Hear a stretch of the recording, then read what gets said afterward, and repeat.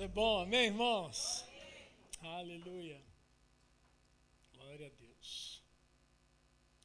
Estou muito feliz que domingo que vem é o último culto aqui, ó.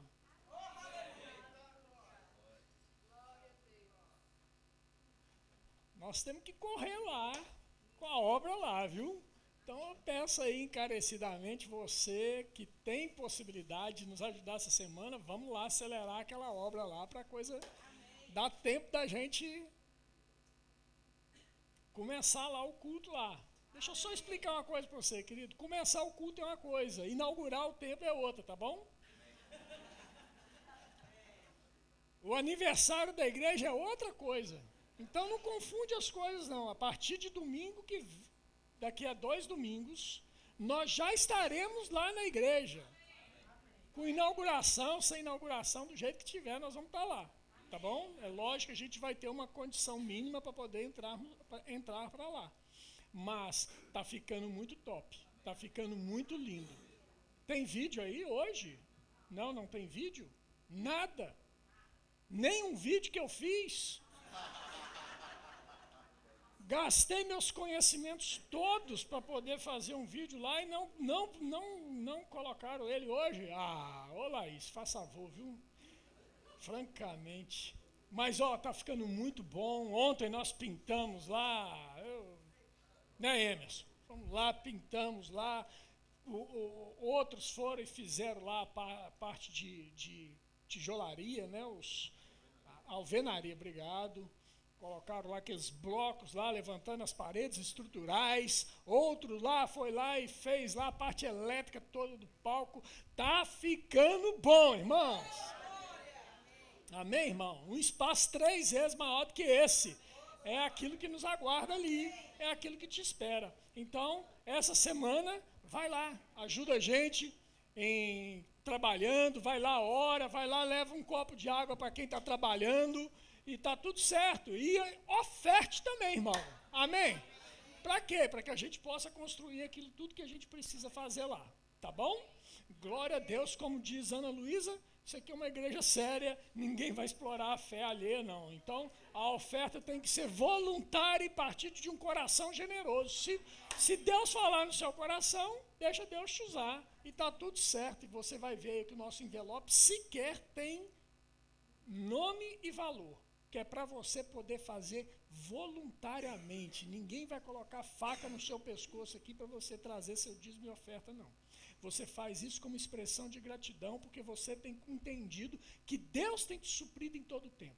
Amém, irmãos? Glória a Deus. Vamos aqui para a palavra de Deus. Oh, aleluia. Eu amo a palavra de Deus. Você pode dizer comigo? Eu amo a palavra de Deus. Aleluia. Glória a Deus. Abre sua Bíblia comigo em Isaías, capítulo 35, por favor. Isaías 35.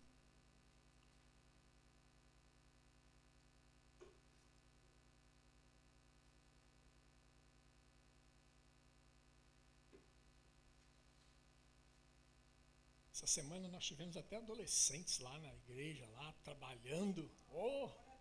Gostei de ver, viu? Pastor internacional, né, pastor Jean? Chegou de viagem, ontem já foi lá trabalhar na obra. Muito bom. Glória a Deus.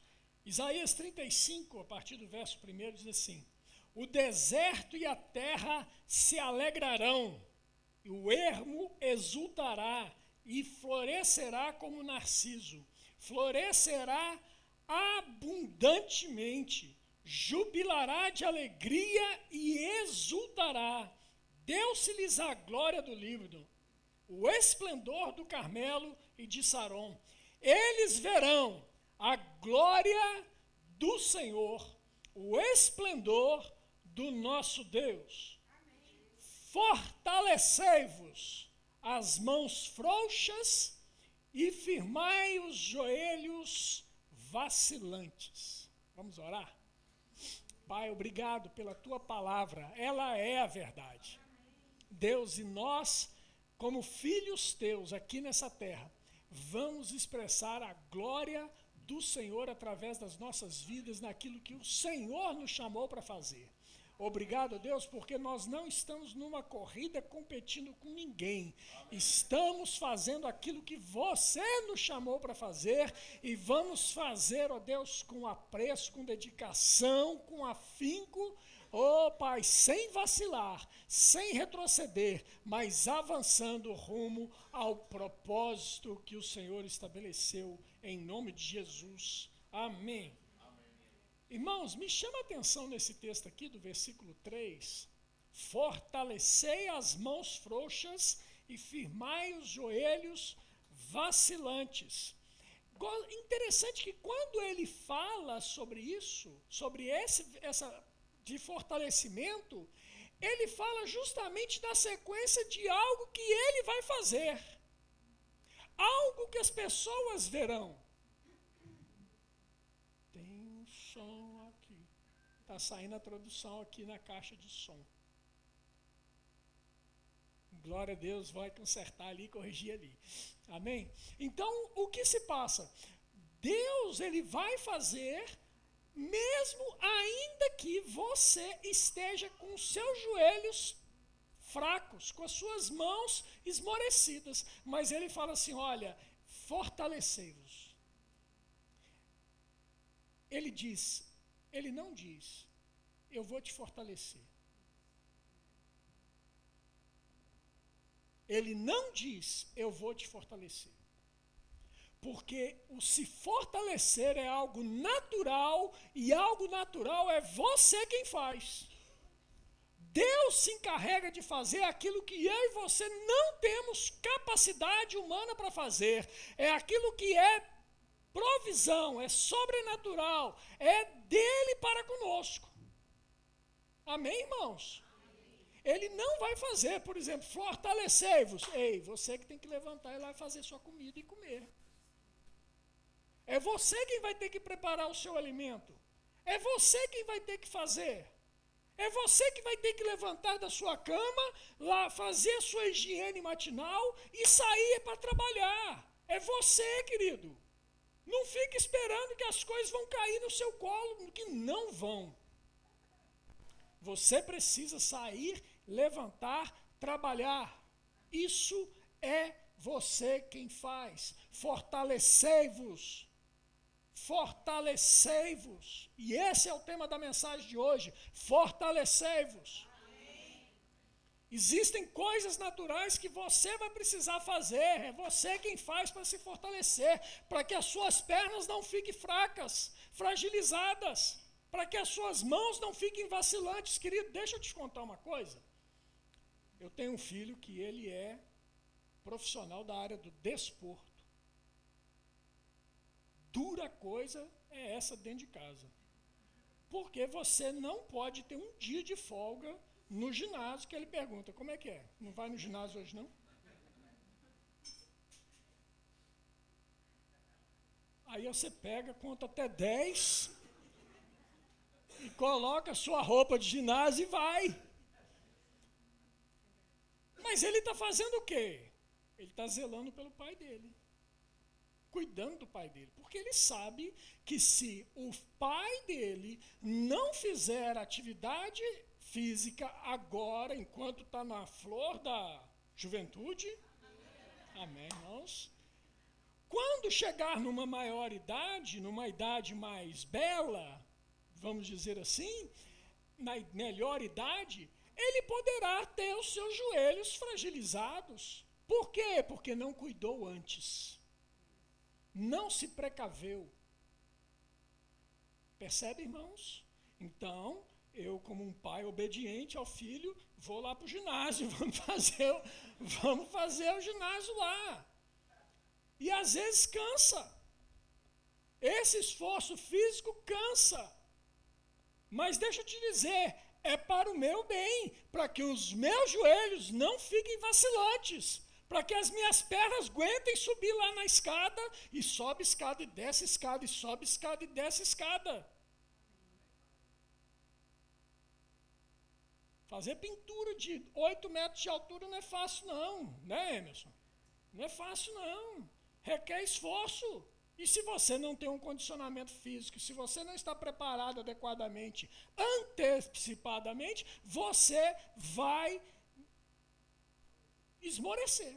Suas mãos vão vacilar, seus joelhos vão fraquejar. Percebe, querido? A importância que é de você se fortalecer. Essa parte cabe a mim e cabe a você. E quando eu e você, enquanto nós nos fortalecemos e quando nós começamos a demonstrar através de nossas vidas que nós estamos fortalecidos, as pessoas começam a olhar e falar assim, uau, não é que você está bem? Estás bem, rapaz. Estou a ver no vosso rosto. Está bem na vossa cara. Está bem. Estamos bem. As pessoas vão ver que estamos bem, irmãos. Agora, nesse texto aqui, o que ele está dizendo é justamente isso aí. Fortalecei-vos, porque eu vou fazer coisas e as pessoas vão ver a mim. Deus falando, as pessoas verão a mim, porque verão a glória de Deus através da sua vida.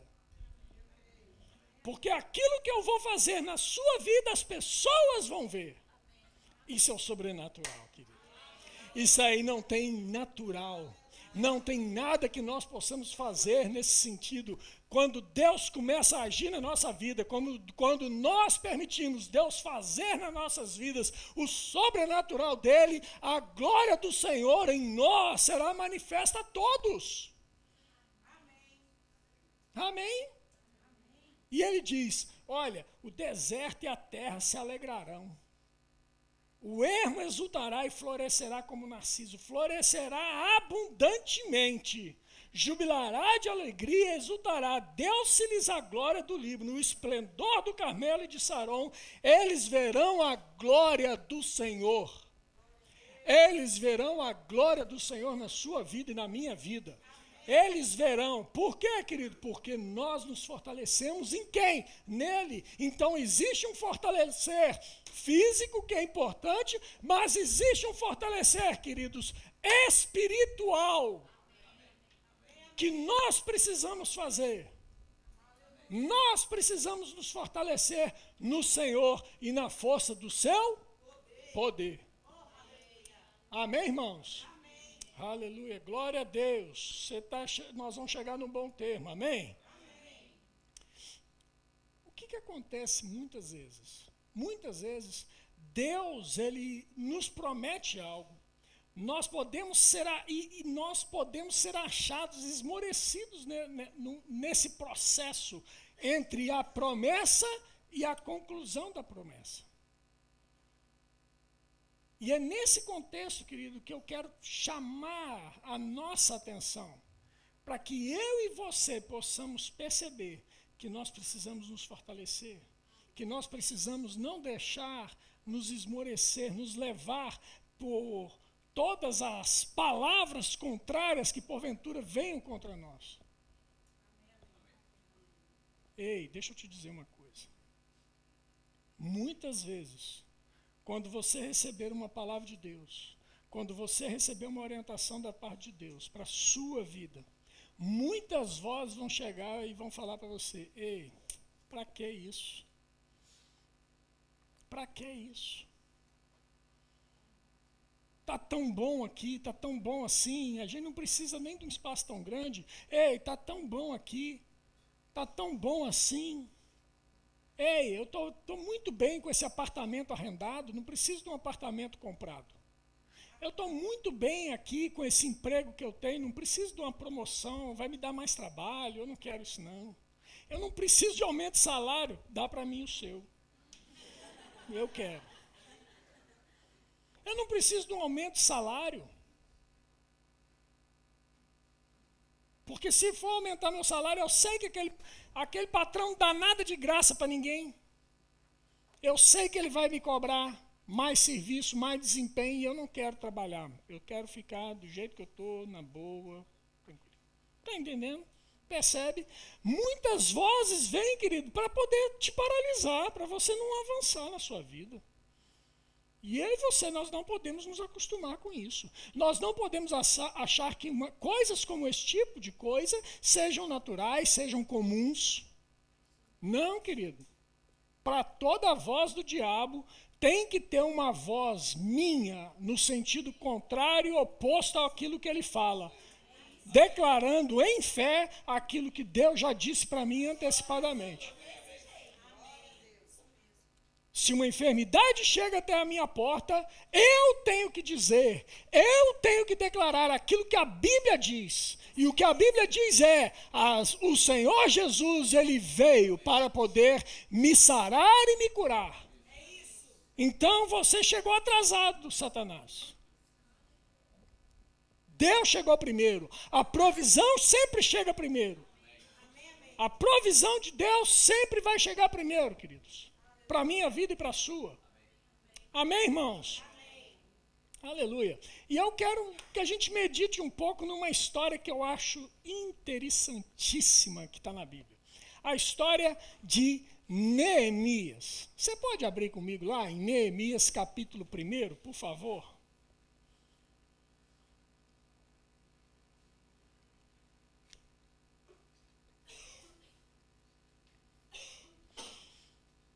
Domingo retrasado foi dia da mãe, domingo passado foi dia da família, e hoje é dia de quem? Hã? Tem algum dia especial hoje? Sim, não? É o dia do Senhor. Eita glória! Que ruge o leão. As palavras de Neemias capítulo 1, verso 1 diz assim. As palavras de Neemias, filho de Acalias. Quem foi Neemias? Neemias foi um dos exilados. E como exilado, ele servia no palácio, diante do rei. E ele era um copeiro do rei lá. Ele servia as taças de vinho para o rei. Ok? Versículo 2. Veio Anani, um de meus irmãos, com alguns de Judá. Então lhes perguntei pelos judeus que escaparam e que não foram levados para o exílio e acerca de Jerusalém. Disseram-me, os restantes que não foram levados para o exílio e se acham lá na província estão em grande miséria e desprezo.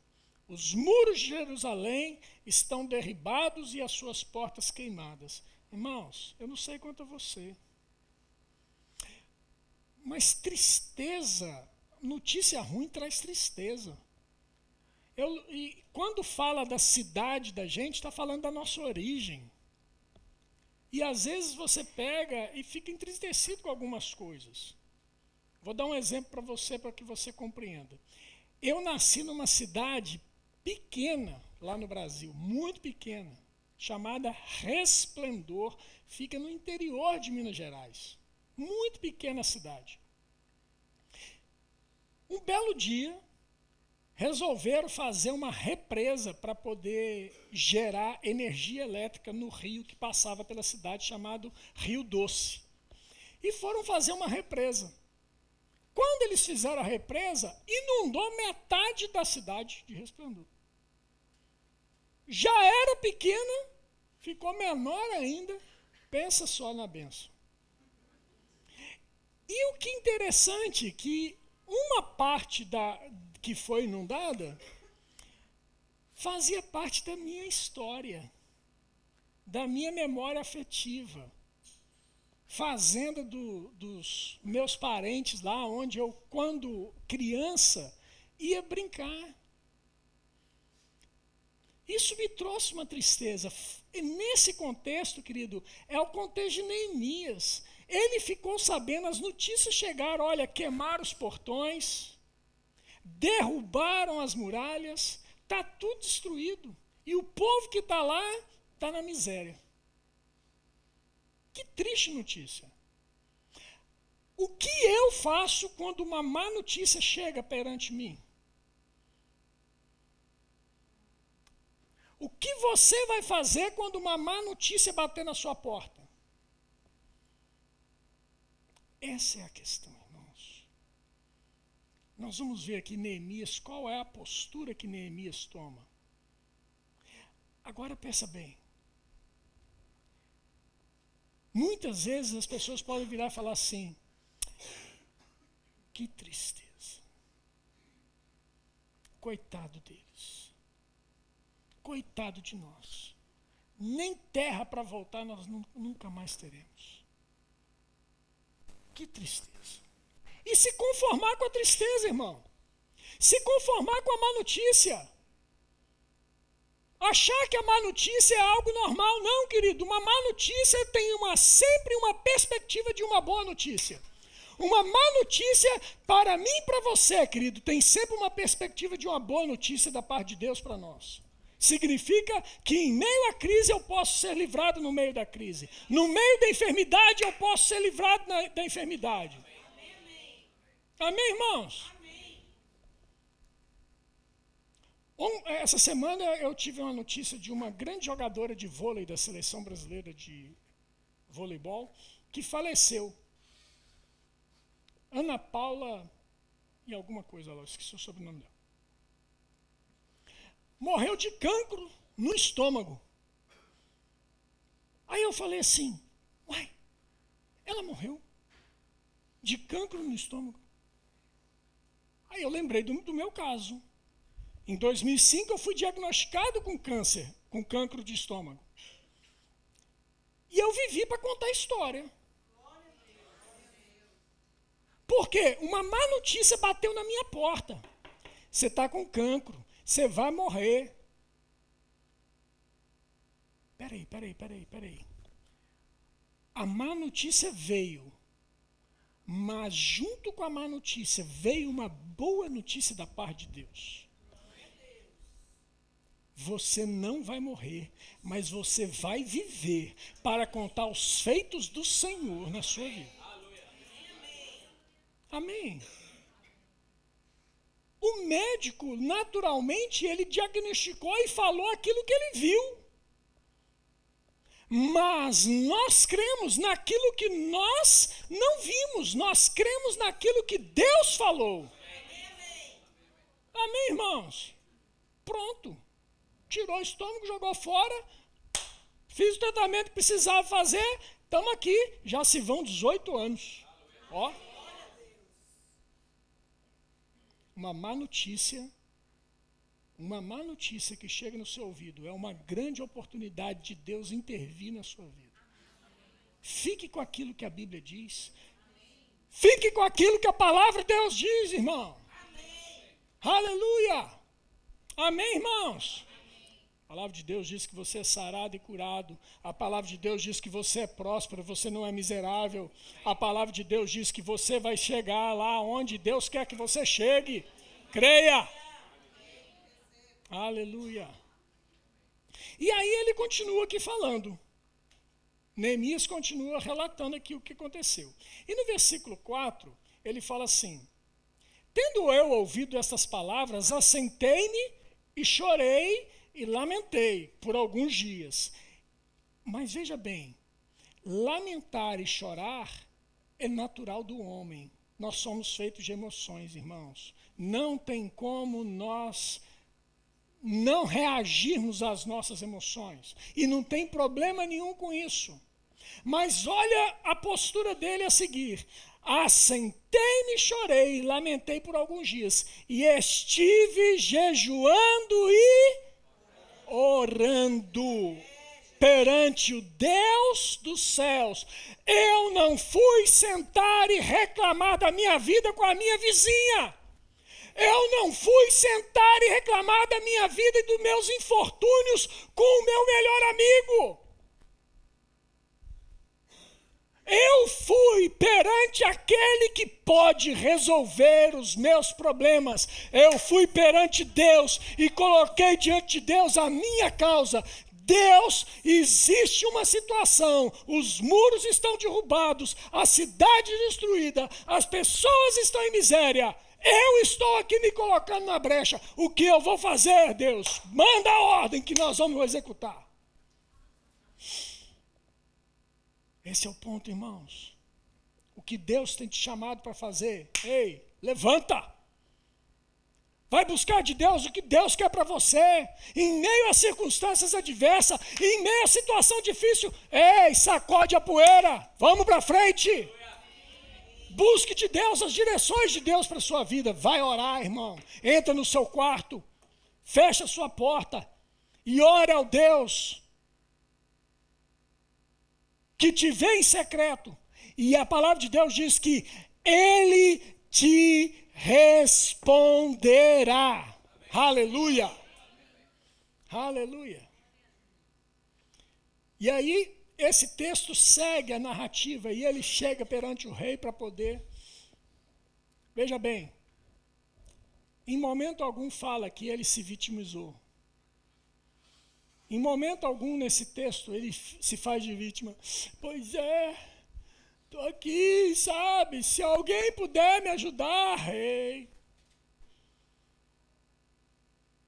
Às vezes as pessoas estão passando por dificuldade e começam a se vitimizar, né? Não vai dar para ir lá com você hoje não, porque estou mal de grana. O que ele está fazendo? Está se vitimizando para você se condoer dele e pagar para ele. Para com isso. Vai. Para com isso. Você nunca viu ninguém assim, né? Só eu que já vi isso. Para com isso. Não precisa se vitimizar, querido. Você não precisa se fazer de vítima. E ele foi trabalhar. Está lá servindo. Estava lá com o rosto lá entristecido, fala o texto, e servindo ao rei, mas ele não falou nada com o rei. Até que o rei falou assim, ei, o que está acontecendo? O que eu posso fazer para te ajudar? Para você melhorar? Agora alguém falou. O que eu posso fazer por você? E aí ele pega e fala, conta a história, narra a história. E a gente vai e observa no capítulo 2, que ele pega, no capítulo 2, ele pega e fala do jeito que ele queria. O que ele precisava, aprenda a ser específico diante de Deus, com as suas necessidades. Seja específico, olha, eu preciso ir, preciso de cartas de passagem, preciso de madeira para poder fazer isso, eu preciso disso e daquilo. Ei, presta atenção. Irmãos, eu estou mexendo com obra lá. E tem coisas que o que eu mais aprendi nesse tempo foi ser específico diante de Deus. A gente chega lá, às vezes você pega e vê lá, um carregando um tijolo, o outro fazendo aquilo. Eu faço no meu ritmo, irmão. No meu ritmo. E está tudo certo. Mas enquanto eu estou fazendo, Deus, obrigado. Porque o Senhor já me deu recursos para poder chegar a mais blocos. O Senhor já me deu recursos para poder chegar mais tinta. O Senhor me deu recursos. O Senhor me deu, o Senhor me deu, o Senhor me deu. E você tem que ser assim, irmão. Específico diante de Deus. Ore e fale a Deus aquilo que você precisa. E vai chegar. Quantas vezes, querido, nós chegamos ali dentro, a Elisiane, obrigado a Deus, dinheiro venha. E dinheiro veio. E não vai parar.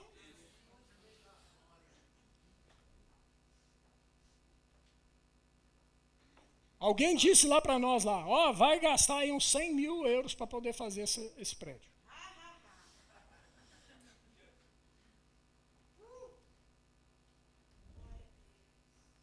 Nós começamos fazendo sem nada. Irmão, não vem dinheiro do Brasil, não vem dinheiro dos Estados Unidos, não vem dinheiro da Rússia, da Ucrânia, não vem da China, não vem de lugar nenhum, irmão. O dinheiro que está vindo do céu, para o seu bolso. E depois que passa pelo seu bolso, chega ali, ó, naquele cofre ali, e depois daquele cofre vai para a conta do banco. Significa que tudo que tem lá está pago. Significa que a prosperidade chegou na igreja. Se a prosperidade chegou na igreja, é porque chegou primeiro na conta do banco. E antes da conta do banco, chegou no gasofilácio, no cofre. E antes do cofre, chegou na sua vida. Chegou no seu bolso. Oh, aleluia. Era para você celebrar, correr agora, pular de alegria. Porque tudo que está sendo feito com você, irmãos. Aleluia! Seja específico diante de Deus. O que é que está te faltando? Certa vez, um cego chegou para Jesus, estava conversando com Jesus, e Jesus falou assim: o que queres que eu te faça? Eu amo esse senso de humor de Jesus. Eu não sei se você consegue ver isso, mas eu amo.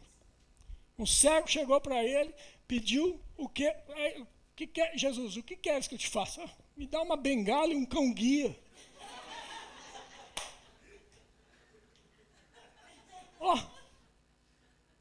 Jesus, já brincaram, pá. Eu quero ver.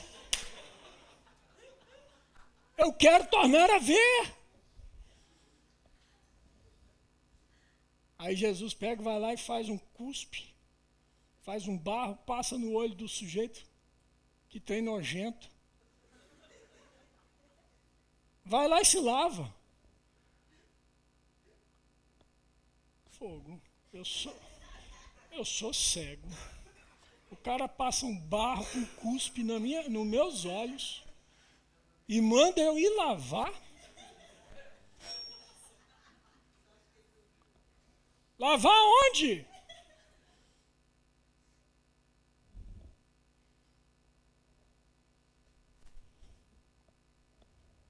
Que eu quero ver. Eu quero ver. O que você quer? Seja específico. Eu não quero uma bengala, eu não quero um cão-guia, eu quero ver.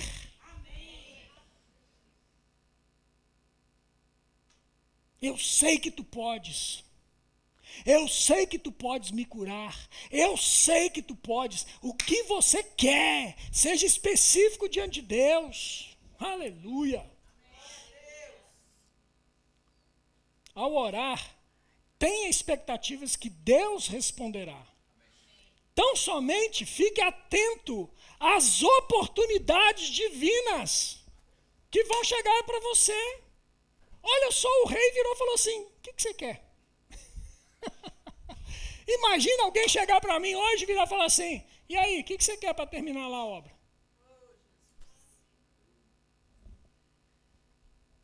Eu quero o piso, eu quero o forro, como é que chama? Isso aqui é forro...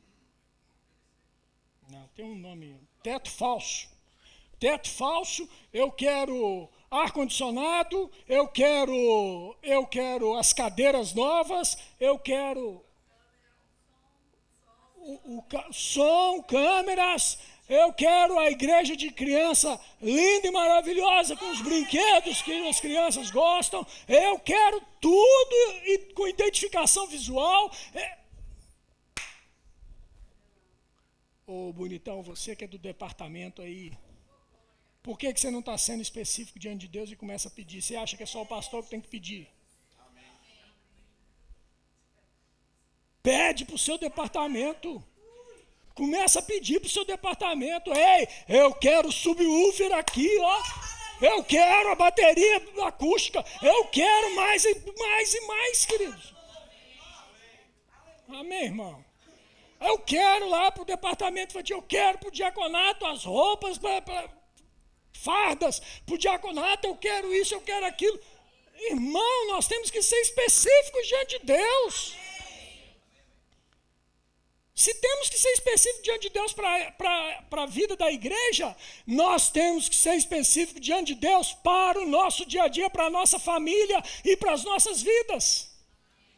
Amém, irmãos? Amém. Neemias 2:4 disse-me o rei: que me pedes agora? Que me pedes agora? O que você pede a Deus agora? Seja específico diante de Deus. Seja específico diante de Deus. E no versículo 7 disse ainda: e ainda disse ao rei: se ao rei parece bem, deem-se-me cartas para os governadores da além do Eufrates, para que me permitam passar e entrar em Judá. como também carta para Asaf, guarda das matas do rei, para que me dê madeira para as vigas das portas da cidadela do templo, para os muros da cidade e para a casa em que deverei alojar-me. E o rei mas deu, porque a boa mão do meu Deus era comigo. A boa mão de Deus é sobre você, irmão. A boa mão de Deus é sobre a minha vida e sobre a sua vida, a boa mão de Deus. Quando você ouvir falar assim, Deus vai pesar a mão. Pesa mesmo, Deus. Porque na Bíblia, você, todas as vezes que vê Deus pesando a mão sobre alguém, é para abençoar. Você nunca verá a boa mão de Deus pesando sobre alguém para o amaldiçoar. Nunca. Não tem isso na Bíblia. Isso é coisa que os homens inventam. Então fica com aquilo que a Bíblia diz. Pronto, acabou, está tudo certo. Se Deus diz que a boa mão dele é para me abençoar, é para me abençoar. E aí assim a gente vai. Capítulo 4 de Neemias. Ele começa a construir o templo, as muralhas, melhor dizendo, os muros. Ele estabelece as portas nos lugares novamente. Começa a fazer tudo o que precisava fazer. E deixa eu te dizer uma coisa. Más notícias chegaram. Não é porque você está fazendo a vontade de Deus, não é porque você está fazendo aquilo que tem que ser feito, o correto a ser feito, que más notícias não vão chegar. Más notícias, querido, elas sempre vêm e vão, vêm e vão, vêm e vão. Mas deixa eu te dizer, fique firme. Persevere. Olha o que a Bíblia diz da estratégia que Deus deu para Neemias, e aqui eu quero que você pegue e pense comigo. Neemias capítulo 4, verso de número 16. As más notícias chegaram e Neemias deu uma ordem para os trabalhadores. Ei, presta atenção, trabalhadores. Presta atenção, você que é membro dessa igreja. Pega a visão. Amém. Versículo 16. Daquele dia em diante, metade dos meus moços trabalhava na obra, e a outra metade empunhava lanças, escudos, arcos e couraças. E os chefes estavam por detrás de toda a casa de Judá. 17. Os carregadores que por si mesmos tomavam as cargas, cada um com uma das mãos fazia a obra e com a outra mão segurava a arma. Os edificadores, cada um trazia a sua espada à cinta, e assim edificavam. O que tocava a trombeta estava junto de mim. Presta atenção. Enquanto você faz uma coisa, você não pode abrir a mão da outra. Enquanto você trabalha, seja onde for, seja lá na obra da igreja, amém, irmão? Seja no seu trabalho, seja na sua casa, enquanto você trabalha, você ora. Sabe o que aconteceu? Os inimigos ali, se você ler o texto todo, os inimigos ali que estavam já armando ciladas para poder destruir aquilo que eles haviam construído, os inimigos, sabendo disso, pegaram e desanimaram. Ei, deixa eu te dizer uma coisa, você vai desanimar aqueles que opõem a você. Quando você estiver fortalecido, quando você estiver a orar, quando você estiver no centro da vontade de Deus, quando você estiver se submetendo à palavra de Deus, quando você estiver pegando junto da visão. Amém, irmãos? E ele diz assim, cada um segurava a arma com a mão e com a outra construía. Eu fico imaginando. Né? O pessoal que trabalha lá na obra, lá com a gente, lá sabe, né? Hein, Emerson?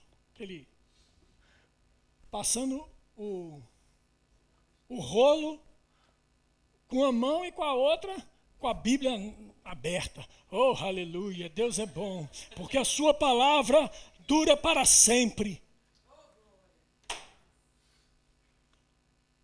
Presta atenção, irmão, não dê oportunidade para o diabo soprar mentiras no seu ouvido. Enquanto você trabalha, guarde a sua mente. É aqui, irmão, que as coisas acontecem. É na nossa mente que as coisas acontecem. Nós seremos vitoriosos ou derrotados na nossa mente. Você precisa vigiar. Enquanto você trabalha lá no seu trabalho, más notícias vão chegar, mas você estará blindado na sua mente, porque você se encheu da boa, da inigualável, da perfeita, da eterna palavra de Deus. Aleluia! Queria chamar o pessoal da banda para vir aqui. E para encerrar, eu vou ler mais um texto. E eu quero que a gente finalize com isso. Renove sua mente, querido, com a palavra de Deus. Renove sua mente com o que Deus pensa a seu respeito. E com aquilo que Ele prometeu. Deixa eu dizer uma coisa para você. Olha para mim aqui, por favor. Se você não guardar nada dessa mensagem, guarda isso que eu vou te dizer agora. Se Deus disse a seu respeito, creia. Se Deus não disse, não creia, descarte. Amém. Ah, você não vai dar certo nunca. Ah, se eu quero ver quando você casar. Ah, eu quero ver quando isso acontecer. Quero ver quando... Para! São frases para te destruir. Fique com aquilo que a Bíblia diz a seu respeito. E a Bíblia diz a seu respeito: você é mais do que vencedor em Cristo Jesus. Você está assentado com Cristo nas regiões celestes. Você é a menina dos olhos do Senhor. Deus é o seu Pai. Deus não te abandona. Deus é contigo. Creia, irmão. Fique com aquilo que Deus diz a seu respeito. Aleluia. Filipenses capítulo 4, verso 8. Filipenses 4, 8. Obrigado, meu filho. Filipenses capítulo 4, verso de número 8. Achou? Diz assim a palavra de Deus: finalmente, irmãos, finalmente. O que o apóstolo Paulo está dizendo? Se tem alguma coisa que você precisa guardar, é o que eu vou dizer agora. Finalmente. Depois de eu falar todas essas coisas para vocês, Filipenses, depois de eu falar todas essas coisas para vocês, Verbo da Vida Porto, finalmente, irmãos, tudo que é verdadeiro,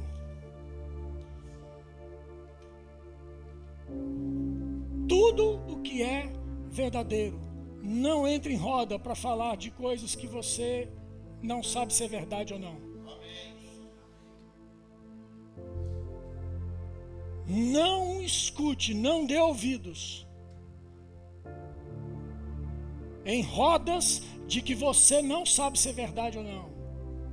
Ou, vou falar mais, se você não está consciente de todas as informações envolvendo o caso. Se você não sabe de todas as informações, fique calado. Não se envolva. Não teça juízo de valor.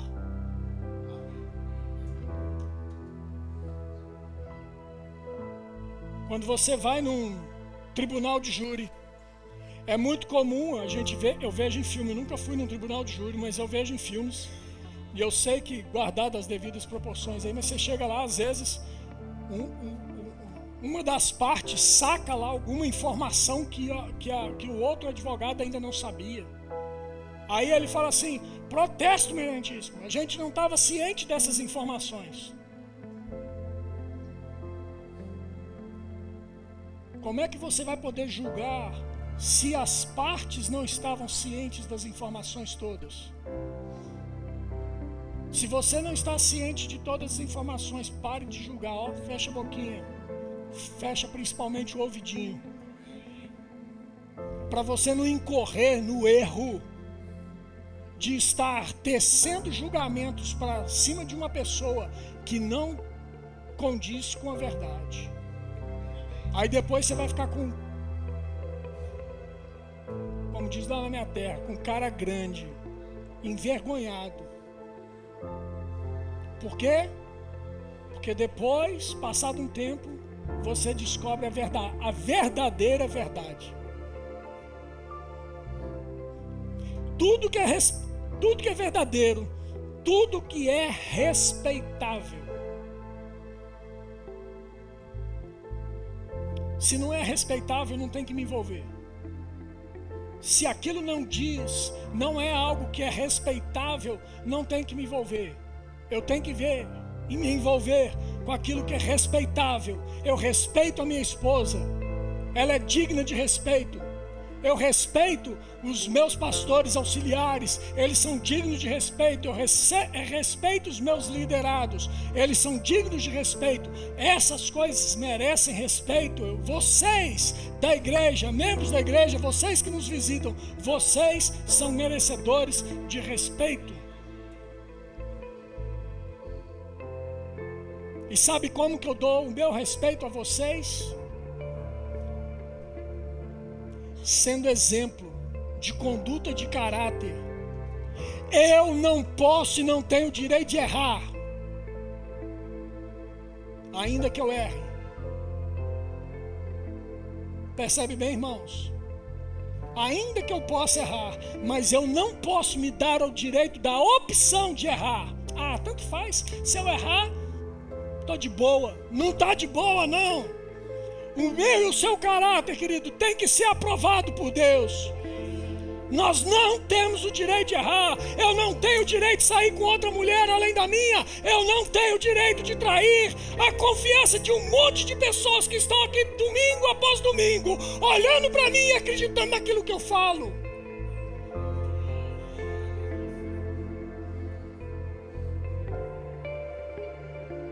Aquilo que eu prego aqui em cima, irmãos, é porque eu vivo aí embaixo.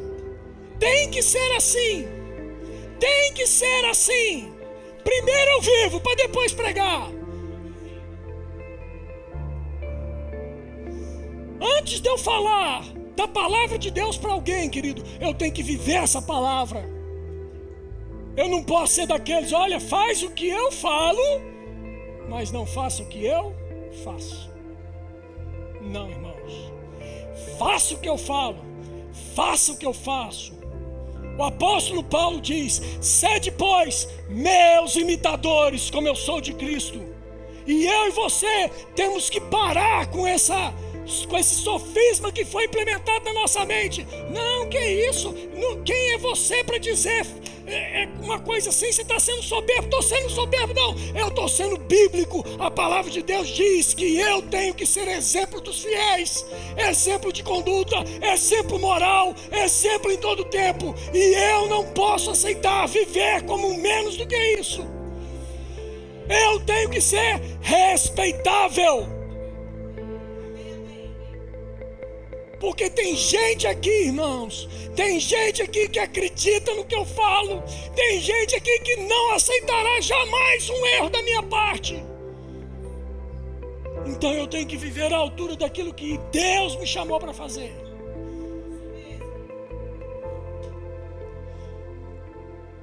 Tudo que é justo, justiça, que serve para A, serve para B. Como trata um, trata o outro. Todos com amor, todos com respeito. Tudo que é puro. Pureza, irmãos. Pureza.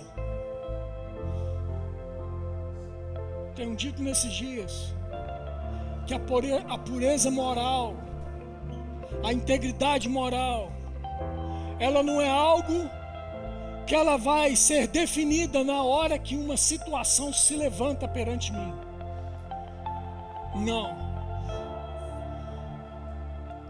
A minha pureza moral, a minha integridade moral, ela é definida antes, lá atrás, quando ao ler a palavra de Deus, eu escolhi viver por essa palavra, e eu não abro mão dessa palavra. José, chegou um momento que ele estava diante de uma situação, de um julgamento. A mulher de Potifar quis se deitar com ele e ele fugiu. E ele diz: quem sou eu para pecar contra os meus pais e contra o meu Deus? Ou seja, ele definiu não pecar, foi lá atrás, quando os pais lhe ensinaram. Agora a gente está a um clique da pornografia, a gente está a um clique da impureza moral, a gente está a um clique da prostituição, a gente está a um clique. Fique com aquilo que os seus pais te ensinaram. Fique com aquilo que Deus falou com você. Não se aplique a viver uma vida de promiscuidade. Viva uma vida de integridade. Isso você não vai definir na hora que chegar uma imagenzinha para você. Não é.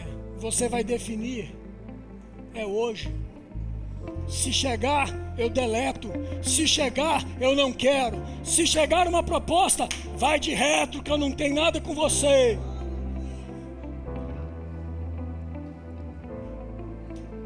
Tudo que é amável. Meus irmãos, ame ao teu próximo como você ama a si mesmo. Como é que você se ama a si mesmo? Começa a fazer uma análise. Pare de condenar as pessoas. Perdoe. Perdoe. Ame, perdoe. Eu sei que tem pessoas que você não vai se associar mais. É diferente.